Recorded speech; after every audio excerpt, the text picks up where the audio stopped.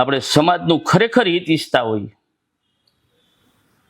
તો એકવાર બધાએ એક મંચ ઉપર આવી કોણ કામ કરે છે એ જોયા વગર બધા સાથે મળી પોતપોતાના વિચારો રજૂ કરવા જોઈએ.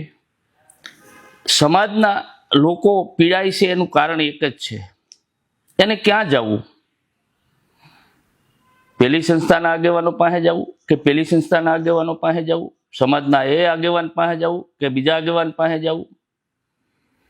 ત્યારે મારે પાટીદાર સમાજના બધા આગેવાનને બે હાથ જોડી અને વિનંતી પણ કરું છું કે ચાલો સમય આવી ગયો છે, આપણે બધા સાથે મળી અમે એક છીએ એ બની અને એક મંચ ઉપર આવી અને આ બંધારણની વાત મેકશું ત્યારે ચોક્કસ આ બંધારણ સક્સેસ જશે.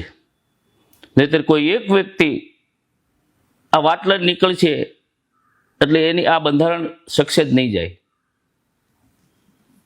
ત્યારે આપ જોવો છો હમણાં જ એક બંધારણ બન્યું એક સમાજનું, રાજકીય પણ ભાજપ કોંગ્રેસ આપ બધા એક મંચ પર આવીને સમાજનું બંધારણ માટે એક થઈ ગયા. તો આપણે ન થઈ શકીએ? શા માટે? સમાજની અંદર રાજકારણ ન હોવું જોઈએ.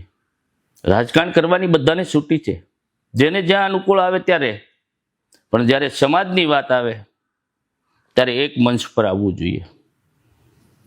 તો મારી વાત આ સમાજને આજે આ મીડિયાના માધ્યમથી મૂકું છું કે જો આપ સમાજનું હિત ઈચ્છતા હો તો એક થઈ અને બધા આગેવાનો એક મંચ પર આવો.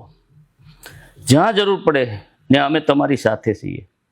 કોઈ આગેવાન ના પાડતા હશે કે અમે નહીં આવી, એને અમે લાવવાના પ્રયત્ન કરશું અને એ છતાં ન આવે તો એને ખુલ્લા પાડશું કે આને સમાજની પ્રત્યેની કોઈ પણ વાત મંજૂર નથી. ખાલી એ પોતાનો અહમ માટે એ અલગથી રહે છે.